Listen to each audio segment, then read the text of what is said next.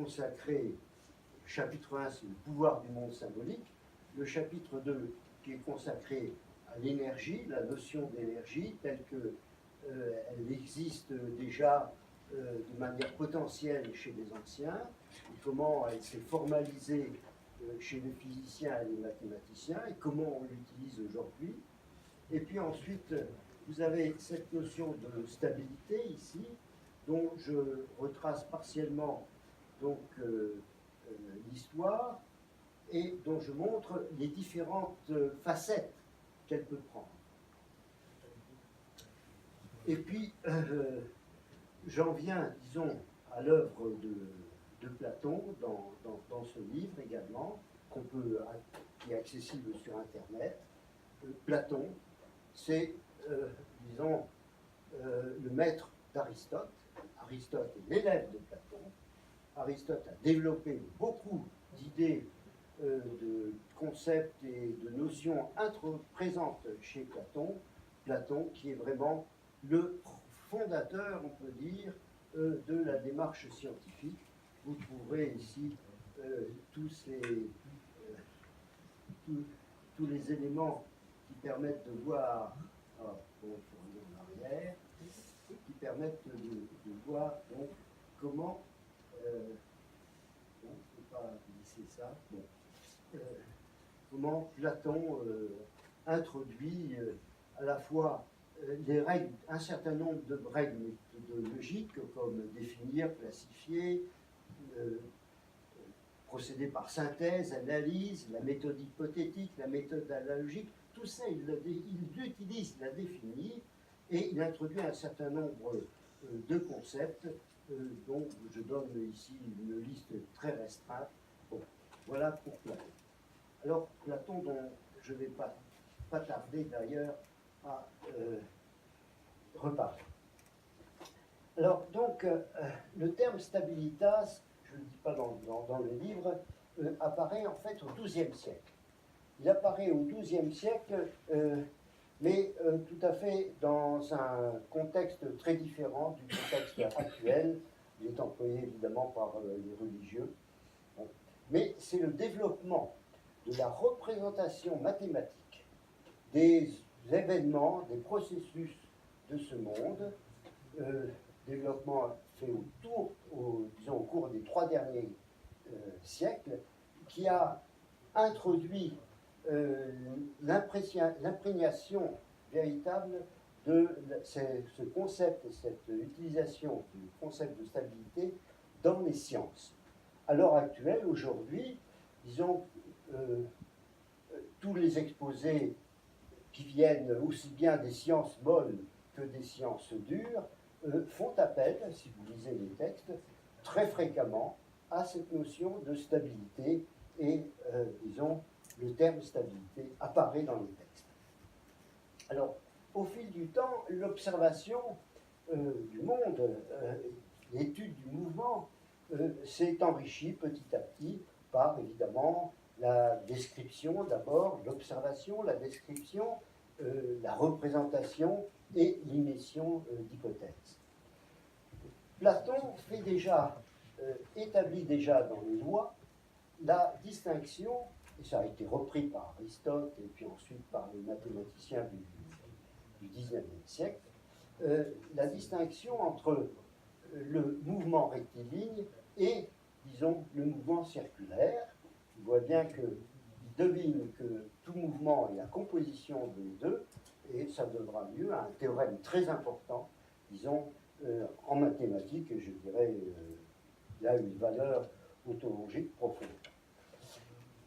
Alors, donc, c'est Platon qui déjà introduit une première notion, mais de cinématique, mais il faudra attendre la fin du Moyen-Âge, pratiquement, avec Buridan et Oresme, pour voir s'introduire les premiers concepts qui permettent l'étude de la dynamique des corps en mouvement.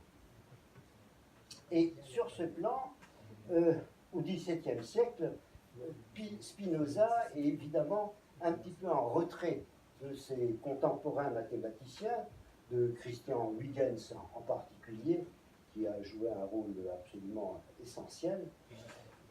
Et donc, il ne connaît pas, Spinoza ne connaît pas les dernières œuvres de ses contemporains mathématiciens au moment où il écrit le court traité, et en 1663, le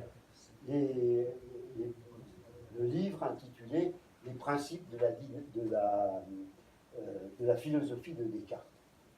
Alors, dans ce livre, on trouve la proposition 14, qui est la suivante. Chaque chose, alors donc, je la fais apparaître, voilà, dans ce livre-là. Chaque chose, en tant qu'elle est simple et indivisible, et qu'on la considère seulement en elle-même, persévère toujours, autant qu'il est en elle, dans le même état. Chaque chose. Bon. Alors, cette proposition est sans doute à cette époque peu originale, parce qu'il ajoute aussitôt, cette proposition est tenue par beaucoup pour un axiome. Nous la démontrerons cependant. Bon, sa démonstration n'a aucune valeur, mais ce qui est important, c'est qu'il considère que ce principe qu'il énonce, cette proposition 14, bon, est assez accepté par tout le monde. Alors ça,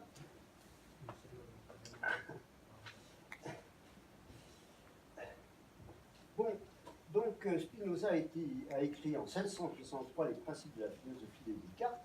C'est 14 ans plus tard, en 1677 donc, qu'apparaît l'éthique. Et dans cette éthique, vous allez voir qu'il y a une différence entre l'énoncé de cette proposition et l'énoncé d'une proposition analogue qui apparaît dans l'éthique. C'est la proposition 6 qui dit ceci. Je reviendrai. Chaque chose, autant qu'il est en elle, s'efforce de persévérer dans son état. Donc, que s'est-il passé? Parce que les deux énoncés sont légèrement différents. Dans le premier, chaque chose persévère toujours dans son état. Et dans celle-ci, chaque chose s'efforce de persévérer dans son état. Probablement, pendant ces 14 ans, a-t-il lu ou a-t-il relu Platon?